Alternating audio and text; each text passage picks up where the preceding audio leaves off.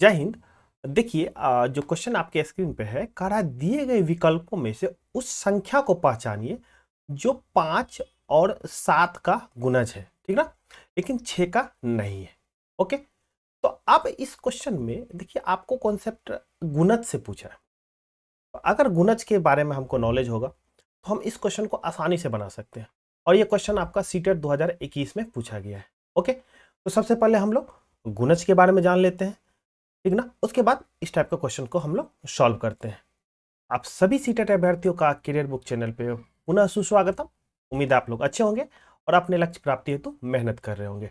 तो चलिए आज हम लोग जानते हैं गुणज के बारे में जानेंगे और साथ साथ गुणनखंड के बारे में भी जानेंगे, और उससे रिलेटेड जो कॉन्सेप्ट होगा, ठीक ना, उस कॉन्सेप्ट का यूज करेंगे हम। जो प्रीवियस ईयर का क्वेश्चन है उसको हम लोग सॉल्व करेंगे, ठीक ना। तो चलिए सबसे पहले जानते हैं गुणज क्या होता है, ठीक ना। देखिए गुणज का बेसिक मीनिंग है कि अगर आप पहाड़ा, ठीक ना, गुणज का अगर बेसिक मीनिंग के बारे में बात करें तो वो होता है पहाड़ा, ठीक ना। देखिए बचपन में तो आप पहाड़ा पढ़े होंगे, 2 का पहाड़ा, 3 का पहाड़ा, 4 का, 10 का, 15 का। तो ठीक वही है, वो पहाड़ा का ही कॉन्सेप्ट है, ठीक ना। कैसे, चलिए समझते हैं।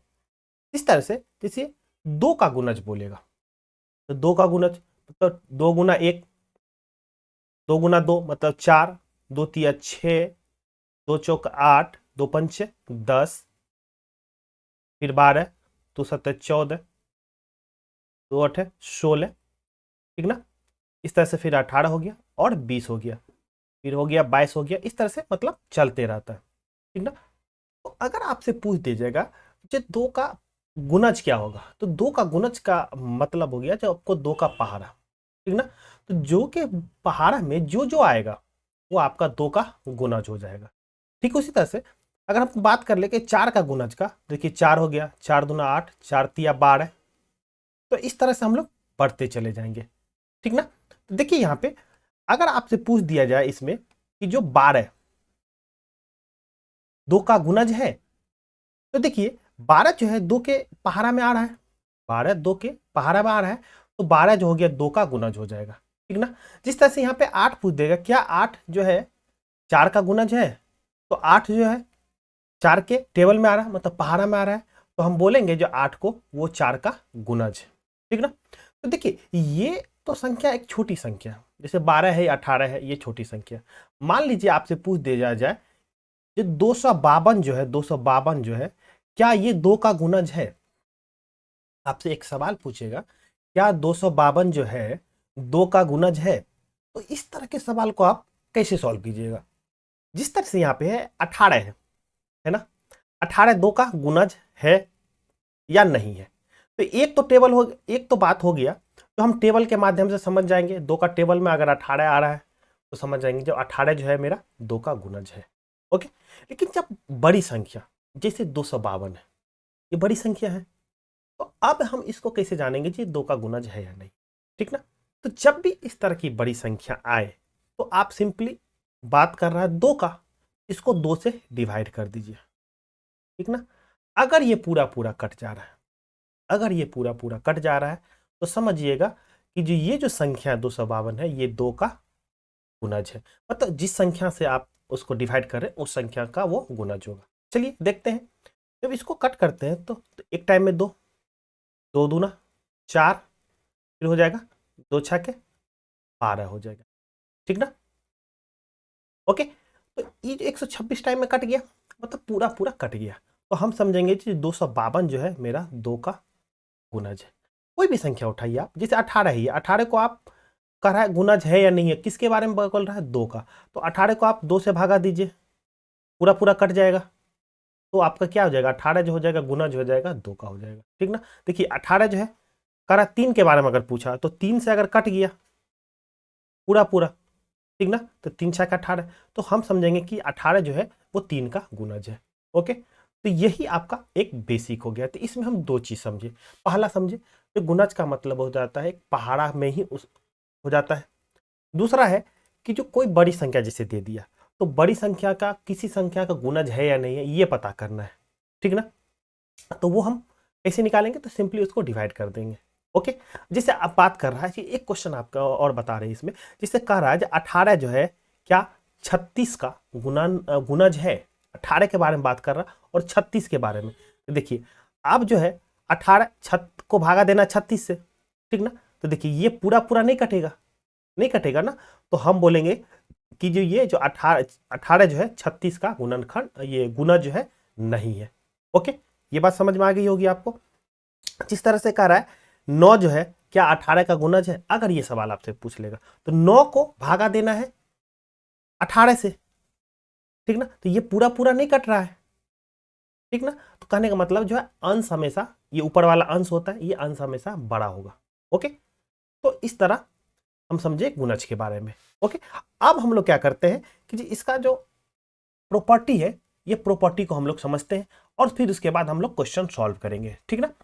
अब कह रहा है गुणज की कुछ विशेषताएं हैं, तो क्या है, और ये बहुत इंपॉर्टेंट है आपका। अगर प्रत्येक संख्या स्वयं की गुणज होती है, ठीक ना। अभी जैसे हम देखे थे पहले, तो 2 है, 2 का गुणज के बारे में बात कर रहे थे, तो 4 है, ठीक ना, 6 है।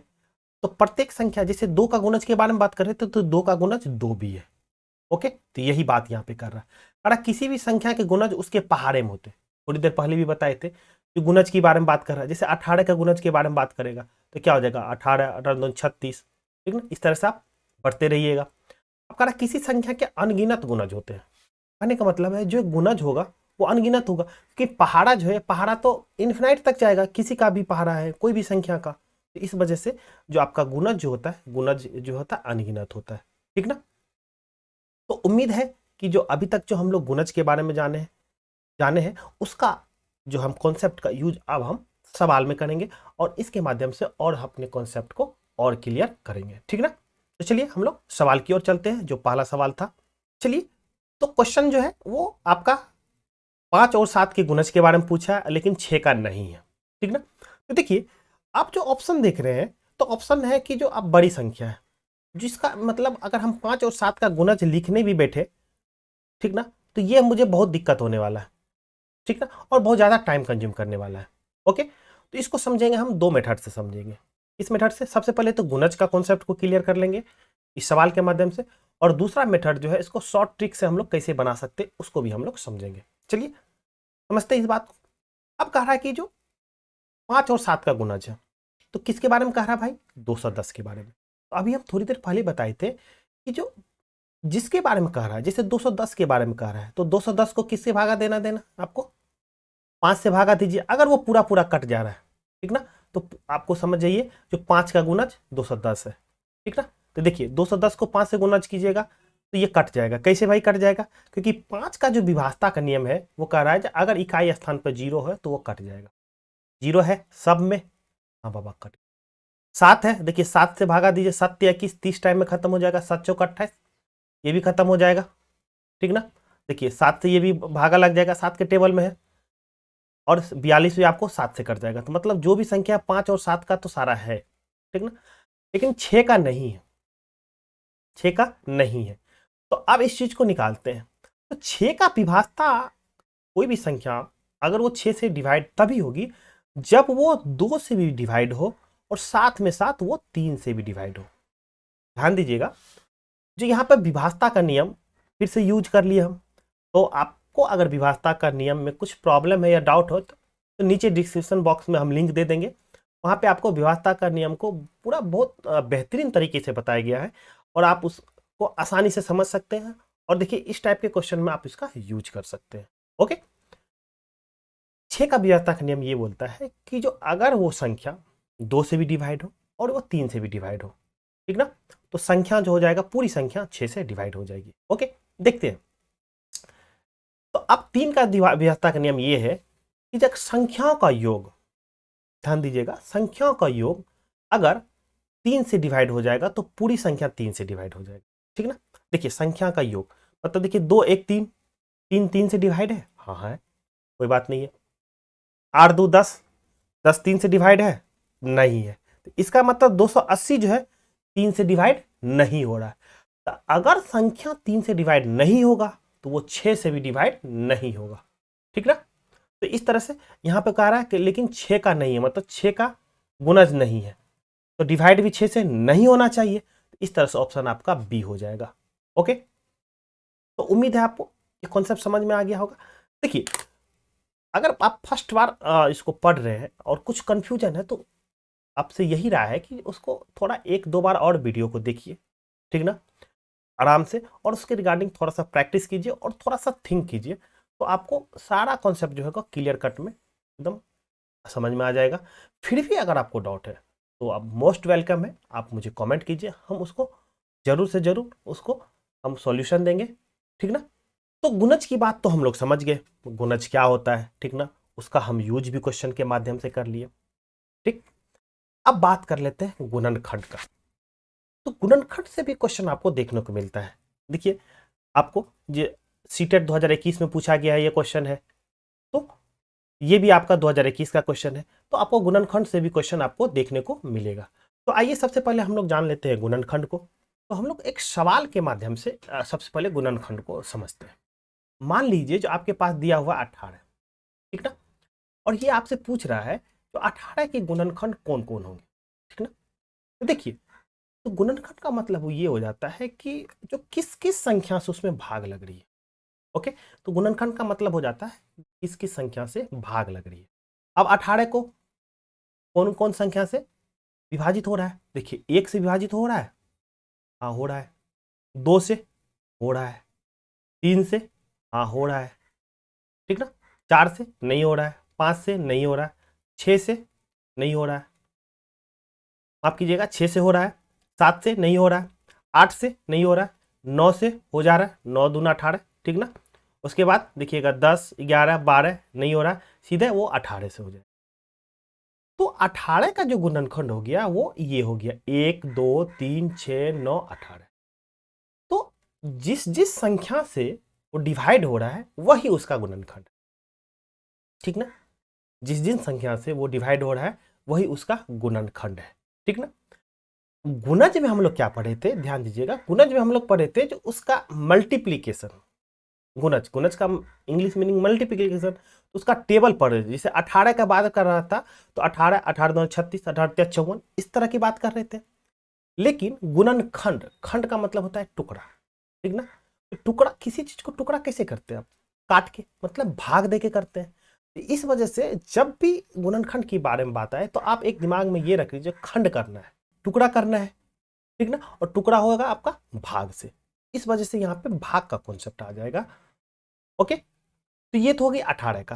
सपोज अगर बात कर लेते हैं यहाँ पे, जैसे 20 है, ठीक ना, 20 है, अब कह रहा है 20 के गुणनखंड क्या क्या होंगे, ठीक ना। तो हम आपको क्या बताए, तो जिस संख्या के बारे में पूछ रहा है तो उस संख्या को किस किस संख्या से भाग लग रहा है उसको देखना है।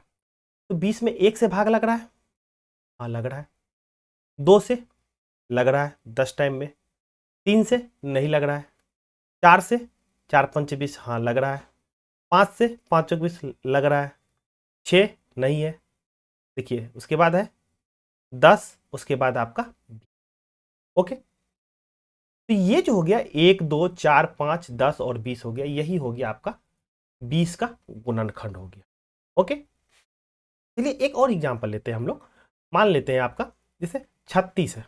ओके, तो 36 का गुणनखंड क्या क्या होगा, तो फिर वही प्रक्रिया है, तो किस किस संख्या से भाग ले रहा है, जैसे 1 है, 2 होगा, 3 होगा, 4 नवा 36 4 हो गया, 5 खत नहीं होगा, 6 6 36, 7 चौक 8 7 5 35 नहीं हो रहा 7, उसके बाद 8 8 3 24 8 चौक 32 नहीं हो रहा है, 9 चौक 36 9 हो रहा है, फिर आपका हो जाएगा 12, ठीक ना, उसके बाद 12 3 36 हो जा रहा है, 13 तो होगा नहीं, 14, उसके बाद आपका हो जाएगा सीधे 18, और 18 के बाद सीधा आपका 36 हो जाएगा।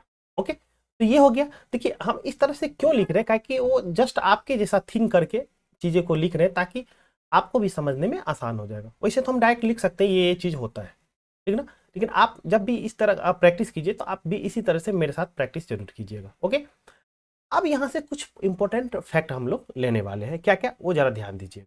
देखिए जब 18 का हम फैक्टर निकाल रहे थे, जो गुणनखंड निकाल रहे थे, तो उसका आधा 9 हो गया, 9 के बाद सीधा हो जाएगा 18, ठीक ना। ठीक उस तरह से जब 20 का निकाल रहे थे तो 20 का आधा 10, 10 के बाद सीधा 20 हो जाएगा। ठीक उस तरह से 18, 18 के बाद सीधा 36 हो जाएगा। ओके, तो इस टाइप में ध्यान रखिएगा, अगर इसके बीच में भी आएगा तो उसका फैक्टर नहीं होगा, ठीक ना। कभी कभी क्वेश्चन में ऐसा पूछ देगा, जैसे 36 का फैक्टर क्या 19 होगा, तो सिंपल सा कह दीजिएगा क्योंकि 19 का जो 36 का है आधा होगा या 18, तो 18 के बाद सीधा 18 होगा और उसके बाद 36 होगा, तो 19 तो दोनों के बीच में आ रहा है तो होगा नहीं, तो वो कॉन्सेप्ट यहाँ वहां यूज कर सकते हैं आप। ओके, तो ये तो हो गया गुणनखंड के बारे में बेसिक बातें। चलिए हम इसके बारे में कुछ और जानते हैं। अब देखिए कह रहा है गुणनखंड की कुछ प्रॉपर्टीज होती है और ये बहुत सारा इंपॉर्टेंट है क्योंकि आपको इससे क्वेश्चन देखने को मिलेगा ही मिलेगा। ओके, देखिए क्या है प्रॉपर्टी, जरा समझते हैं इस बात को। कह रहा है एक सभी संख्याओं का गुणनखंड होता है, एक सभी संख्याओं का गुणनखंड होता है। देखिए अभी हम यहाँ पे देखें जो एक जो है सभी संख्याओं का, जैसे 18 का निकाले उसका भी एक गुणनखंड है, 20 का निकाले उसका भी एक गुणनखंड है, और हम 36 का निकाले तो उसका भी एक गुणनखंड आपका है। तो कहने का मतलब जो है एक जो है आपका सभी संख्याओं का गुणनखंड है। ओके, ये तो समझ गए। अब कह रहा प्रत्येक संख्या स्वयं का एक गुणनखंड होती है, कह रहा प्रत्येक संख्या है ना स्वयं का एक गुणनखंड होती है। तो चलिए इस बात को भी हम लोग समझते हैं। देखिए जैसे 18 है तो 18 का गुणनखंड एक 18 हो गया, ठीक उसी से 20 है, 20 का गुणनखंड एक क्या हो गया 20 हो गया, 36 है तो 36 का भी एक गुणनखंड आपका 36 हो गया। तो कहने का मतलब प्रत्येक संख्या जो है स्वयं का एक गुणनखंड है। देखिए ये बात भी समझ में आ गई होगी आप लोग को।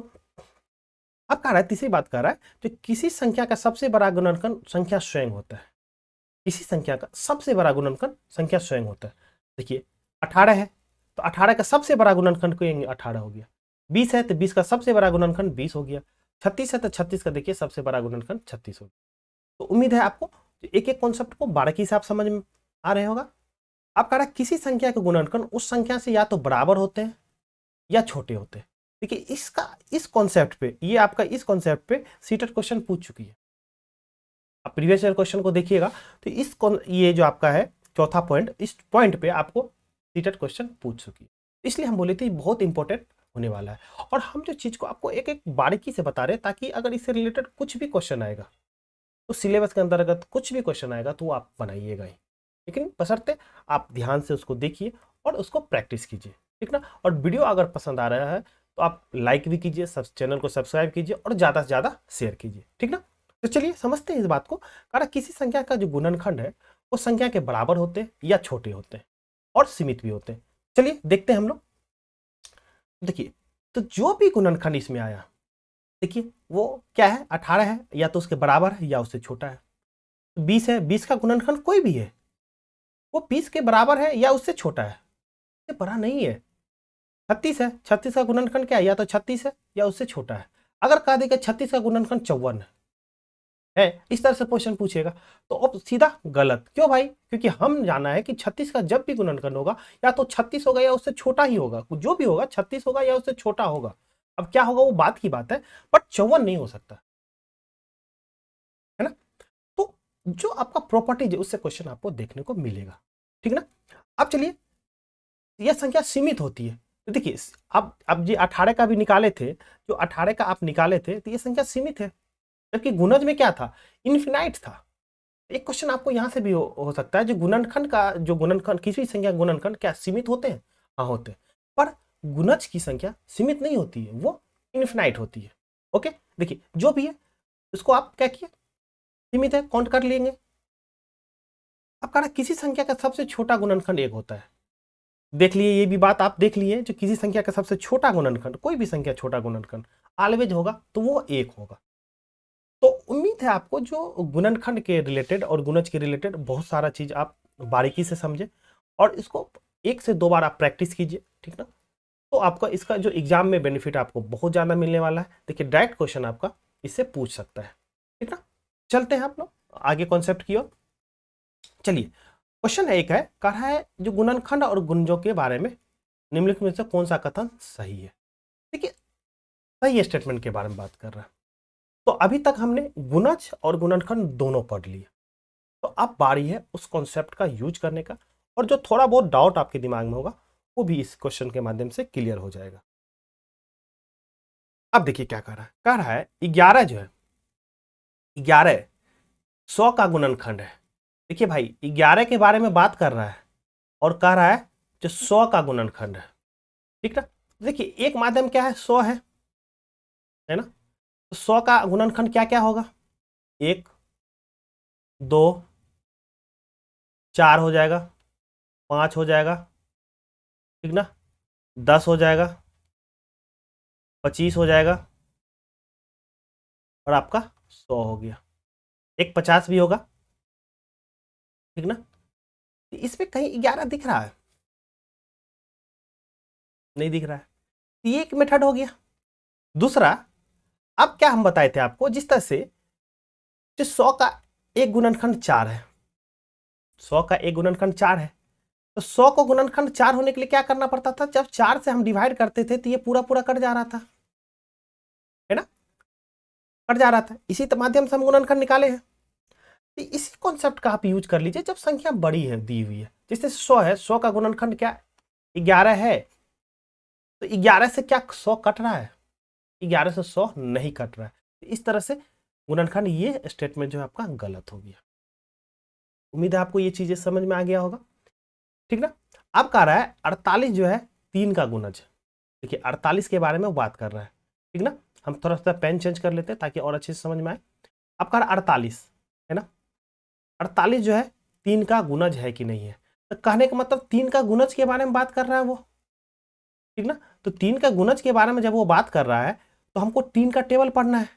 तो 3 के टेबल में 48 है या नहीं है वो देखना है, ठीक ना। तो कहने का मतलब 48 के बारे में बात कर रहा है, तो इसको अगर हम 3 से डिवाइड कर देंगे तो पूरा पूरा अगर कट गया तो उसके गुणज में आ जाएगा, ठीक ना।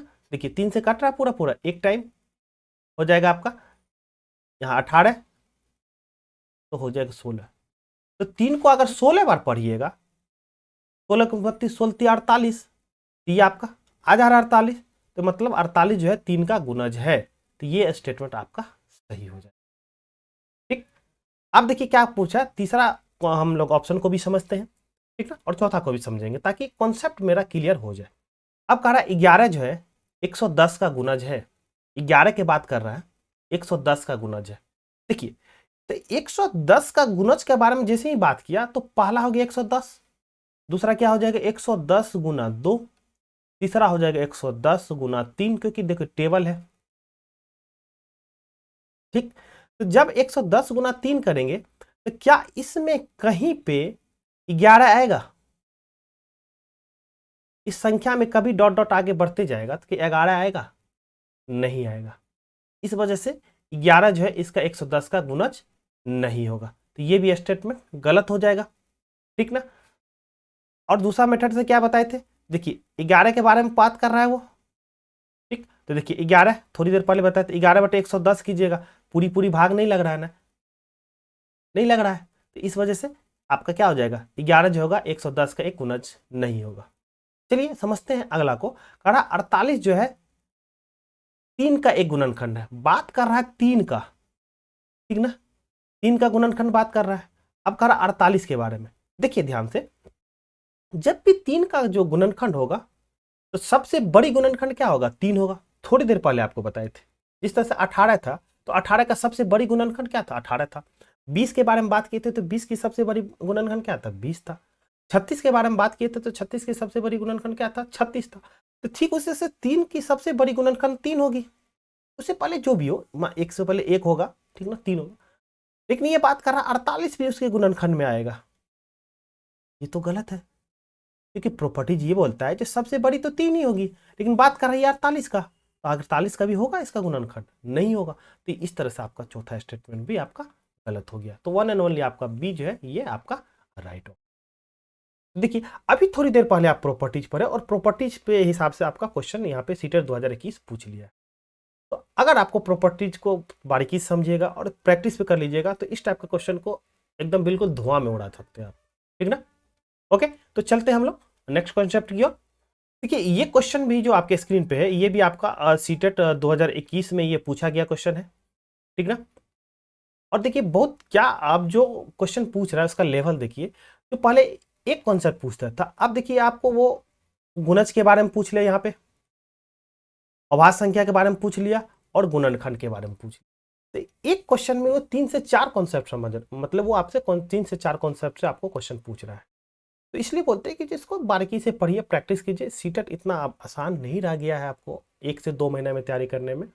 आप शुरू से इसको टाइम दीजिए तो मार्क्स भी अच्छे आएंगे और जो जॉब लगने की चांस है वो आपको ज़्यादा होगा, क्योंकि अल्टीमेटली तो आपको फाइट करना है नंबर के बेसिस पे। पास होने के बाद भी अगर जिसका नंबर ज़्यादा अच्छा होगा तो उसकी सिलेक्शन की चांस जो है ज़्यादा हो जाएगी। ओके, चलिए तो हम लोग इस सवाल को सॉल्व करते हैं। कह रहा है एक पहेली के आधार पे इस सवाल को फॉर्म किया गया है। कह रहा है मैं एक 2 अंकों की संख्या हूं, ठीक ना। देखिए ऑप्शन में जब देखते हैं तो सारा 2 अंकों की संख्या है, तो इससे तो काम बनने वाला नहीं। कोई बात नहीं है, चलते हम लोग आगे बढ़ते हैं। कह रहा है दहाई के स्थान का अंक जो है 2 का गुणज। तो ये तो हो गया इकाई और ये हो गया आपका दहाई। कह रहा है दहाई के जो अंक है वो 2 का गुणज है। तो 2 का गुणज है, चलिए चेक कर लेते हैं। तो 2 का गुणज क्या होता है? 4 होगा, 6 होगा, 8 होगा, यही होगा ना। देखिए 6 है, हाँ है, 4 है, हाँ है, 8 भी है। तो 2 का गुणज हो गया दहाई पे।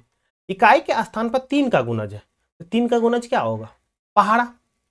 3 का गुणज मतलब 3 का पहाड़ा। देखिए 3 का पहाड़ा मतलब 3 होगा, 6 होगा, 9 होगा। देखिए 6, 3, 6, 9, देखिए हर चीज आ रहा है। तो देखिए इससे भी काम बनने वाला ना ना है। चलिए तो हम लोग चलते हैं तीसरा। क्या कर रहा है? कह रहा है दोनों संख्याओं का योग जो है एक अभाज्य संख्या। दोनों संख्याओं का योग मतलब जो ये दोनों संख्या जो है, ठीक ना, उसका योग जो है एक अभाज्य संख्या। कहने का मतलब ये जो है इकाई स्थान पे जो भी अंक है और दहाई स्थान पे जो भी अंक है, दोनों का अगर योग कीजिएगा तो ये आ जा रहा है आपको अभाज्य संख्या होना चाहिए। देखिए तो 9, 6, 15। 15 क्या एक अभाज्य संख्या है? 15, ठीक ना। तो अभाज्य संख्या का क्या कॉन्सेप्ट है? देखिए अभाज्य संख्या के बारे में आपको बताए थे कि जो जो संख्या का उसका गुणनखंड होगा वो या तो 1 होगा या स्वयं होगा, ठीक ना। गुणनखंड उसका या तो 1 होगा या स्वयं होगा, ठीक ना। तो अगर बहुत सारे ऐसे हैं जो अगर आप पहली बार इस वीडियो को देख रहे हैं तो आप जो इसका प्रीवियस वीडियो है जो संख्या पद्धति पे दिया गया है, तो आप उसको वहाँ जाइए और अभाज्य संख्या को पूरा डिटेल में वहाँ पे आप समझ सकते हैं। बहुत आसान भाषा में वहाँ बताया गया है, ठीक ना। तो चलिए यहाँ पे सबसे पहले अभी क्वेश्चन हम लोग सॉल्व कर लेते हैं। कह रहा है 15, 15 अभाज्य है या नहीं है? देखिए 15 का अगर फैक्टर की बात करेंगे तो 15 का फैक्टर आपका हो जा रहा है 1, 3, 5, ओके, और 15। तो कहने का मतलब उसके 2 ही फैक्टर होना चाहिए अभाज्य होने के लिए। तो यहाँ पर तो 4 है, तो 15 एक अभाज्य संख्या नहीं है। तो इस तरह से आपका स्टेटमेंट क्या हो गया, यहाँ पे ये गलत हो गया, ठीक ना। देखिए 6, 4, 10, 10 एक अभाज्य संख्या है नहीं है, तो ये भी आपका खत्म हो गया। देखिए 9, 4, 13, 13 तो अभाज्य संख्या है, ठीक ना। देखिए लेकिन एक ऑप्शन आगे भी बढ़ लेते हैं। अगर 8, 3, 11 है तो 11 भी एक अभाज्य संख्या है, ठीक ना। तो अब देखिए मामला फंस गया, 13 और 11 दोनों अभाज्य संख्या है, ठीक ना। तो अब कौन सा सही होगा? चलिए इस चीज को समझते हैं। आगे से कह रहा है, अब आगे बोल रहा है जो 52 का एक गुणनखंड है। अब ये भी जो जो अभाज्य संख्या जोड़ने के बाद आ रहा है, मतलब संख्या को जोड़े उससे आया अभाज्य संख्या। अब उस अभाज्य संख्या जो है जो भी होगा वो 52 का एक गुणनखंड होगा, ठीक ना। तो 52 का गुणनखंड देख चेक करना पड़ेगा। अब देखिए 52 के गुणनखंड के बारे में पूछा है वो, ठीक ना। तो 52 का गुणनखंड क्या क्या? एक तो ट्रेडिशनल मेथड होगा जो हम देखिए चेक करेंगे एक एक करके, 1 से लग रहा है, 2 से लग रहा है, 3 से लग रहा है कि नहीं, 4 से लग रहा है कि नहीं, 5 से लग रहा है कि नहीं, इस तरह से हम लोग बढ़ेंगे, ठीक ना। तो दूसरा हम क्या बताए थे कि अगर 52 का जो एक गुणनखंड होगा, ठीक ना, तो जो भी होगा गुणनखंड उससे वो डिवाइड हो जाएगा। तो यहाँ पे हम देख लेते हैं 13 से 52 कट रहा है, 13, 13, 26, 13, 13 चौक 52 कट गया, तो मतलब 13 एक हो गया आपका 52 का एक गुणनखंड हो गया। 11 से कट रहा है 52? नहीं कट रहा है, तो ये आपका कैंसिल आउट हो जाएगा और ऑप्शन आपका सी राइट हो जाएगा। तो देखिए एक सवाल से वो कितना कॉन्सेप्ट पूछ लिया, ठीक ना। तो अगर आप किसी भी चीज को पूरा डिटेल से पढ़िएगा तो आपको बिल्कुल है जो वो सवाल वहां बनेगा और बनेगा ही और सही बनेगा, ठीक ना। तो चलिए हम लोग बढ़ते हैं नेक्स्ट कॉन्सेप्ट की ओर। देखिए अगला जो आपका कॉन्सेप्ट है, कह रहा है कि गुणनखंडों की कुल संख्या। सवाल आपको इससे आएगा ही आएगा, जो कह सकता है जो कोई भी संख्या दे दिया उसमें गुणनखंडों की कुल संख्या क्या होगी, ठीक है। इस पे बेसिस पे सीटेट क्वेश्चन पूछी भी है। तो चलिए इस चीज को हम लोग समझते हैं। जैसे मान लीजिए 18 है। आपका 18 के गुणनखंड है ना। देखिए तो कौन कौन आ रहा था, 1 2 आ रहा था, 3 आ रहा था, उसके बाद 6, फिर 9 और 18, ठीक ना। ये गुणनखंड है तो इसको काउंट कर लिए, 1 2 3 4 5 6, तो 6 गुणनखंड होते हैं, आप बता दीजिए। लेकिन जब संख्या बड़ी हो जाएगी, ठीक ना, मान लीजिए 3 अंकों की संख्या पूछ देगी, तो आप उसके इस मेथड से कैलकुलेट करना टफ हो जाएगा। कहने का मतलब देखिए एग्जाम का क्या मतलब है, जो आप कम समय में सवाल बनाइए और खसक लीजिए, ठीक ना, तो उसमें प्रॉब्लम हो जाएगा। तो हम लोग कैसे इस टाइप के सवाल को कैसे सॉल्व करेंगे, ठीक ना। देखिए तो जब भी आपको गुणनखंडों की संख्या है तो देखिए इसका गुणनखंड इस तरह निकालिए, 2 है 9 हो जाएगा, 3 या 9 हो गया। तो कहने का मतलब 18 को आप लिख सकते हैं 18 इक्वल टू 2 गुना 3 का एक स्क्वायर, कोई दिक्कत नहीं है। अब जब गुणनखंडों की संख्या बात करेगा तो ये देखिए जो 2 पे पावर क्या है, 2 पे पावर आपका क्या है, मतलब जो भी संख्या है उसमें पावर आपका क्या है। देखिए यहाँ पे पावर हो गया 1, तो 1 में एक और जोड़ दीजिए एक्स्ट्रा, यहाँ पे पावर है 2, तो लीजिए 2 उसमें से 1 जोड़ दीजिए, ठीक ना। तो 1 प्लस 1 हो गया, तो और 2 1 क्या हो गया 3, तो 2 गुना 3 हो गया 6। तो इसकी जो 18 के गुणनखंडों की संख्या जो होगी वो होगी 6। और अभी हम देखिए 1 2 3 4 5 6, देखिए 6 हो रहा है, ठीक है। तो आप इस तरह से जाइए और इस तरह से लिख दीजिए। अब क्या कीजिए, जो पावर है पावर में क्या करना है, 1 जोड़ देना है, उसको फिर गुना करना है अगला जिसमें जो पावर है। देखिए 2 पावर हो गया तो 2 में 1 जोड़ दिए, यहाँ पे 1 पावर है तो इसमें से 1 पे 1 जोड़ दिए, तो 1 हो गया 2 और गुना 2 1 3, तो 3 दूना 6 हो गया। तो 6 इसका टोटल गुणनखंडों की संख्या होगी।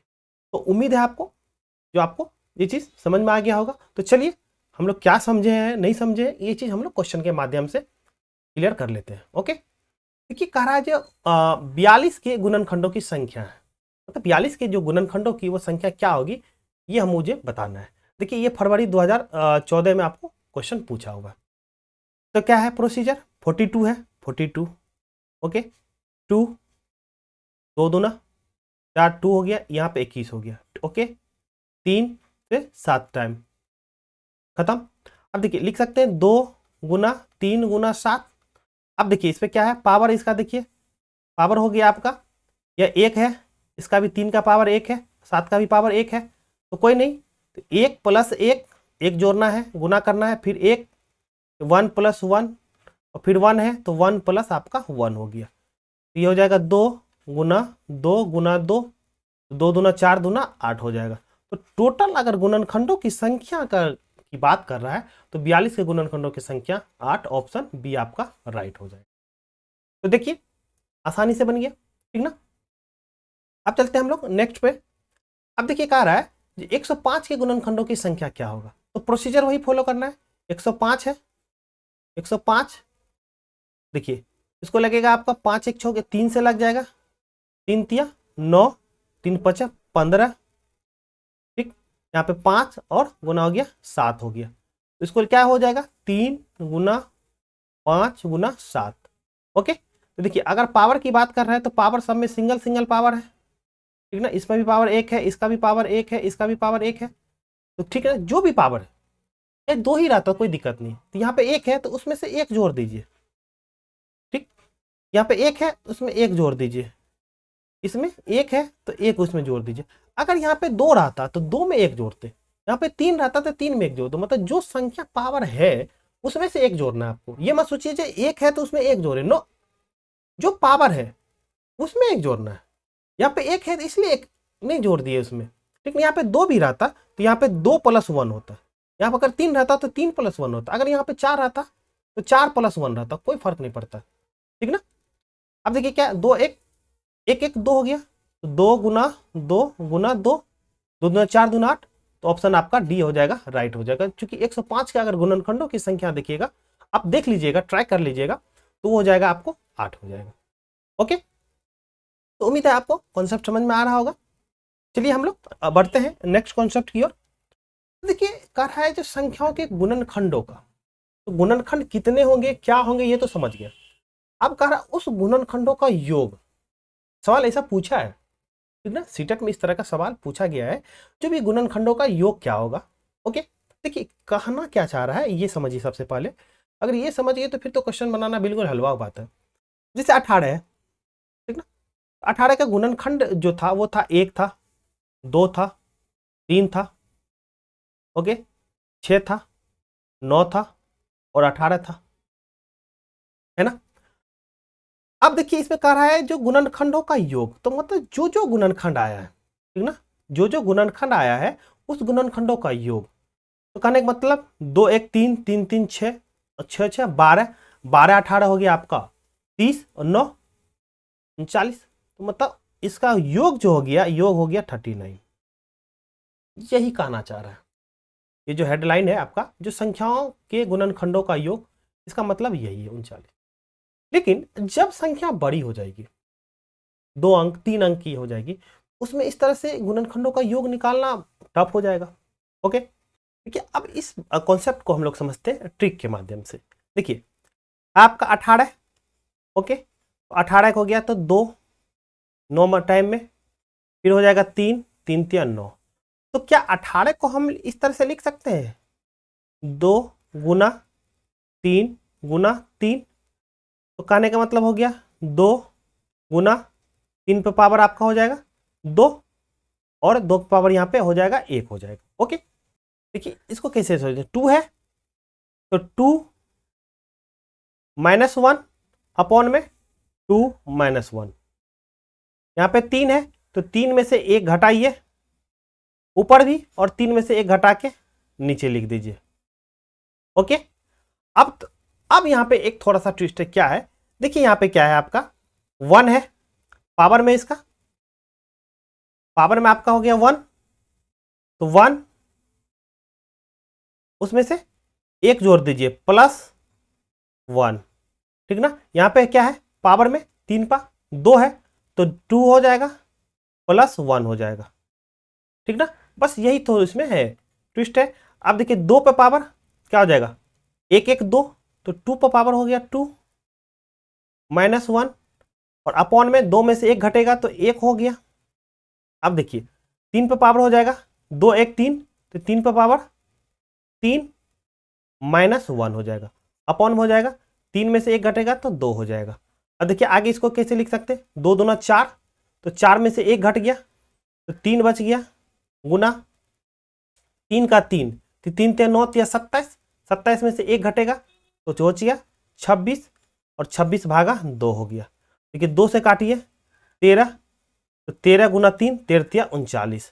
तो देखिए हम यहाँ पे 39, देखिए यहाँ पर भी 39 है, देखिए यहाँ पर भी जो योग है वो 39 है। देखिए हम सिद्ध भी कर दिए कि किस तरह से इसको निकालते हैं। तो उम्मीद है आपको समझ में आ गया होगा।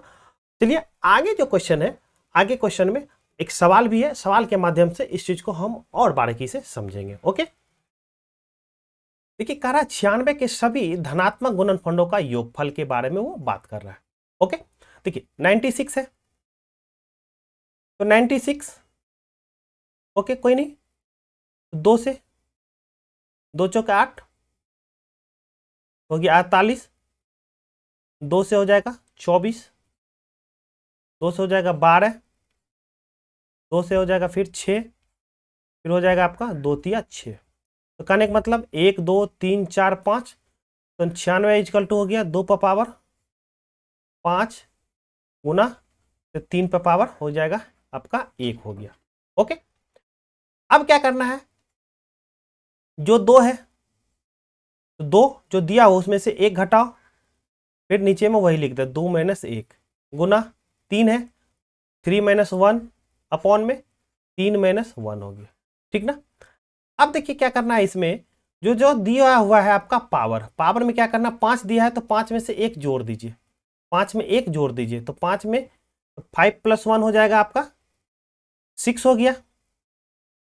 यहाँ पे 1 दिया पावर तो 1 में 1 जोड़िए तो हो जाएगा आपका 2, तो यहाँ पे हो गया 2 हो गया, ठीक ना। अब देखिए ये क्या हो जाएगा, तो 2 पावर 6, तो 2 पावर 6 करने का मतलब 2 को 6 बार गुना करना है, 2 को आपका 6 बार गुना करना है।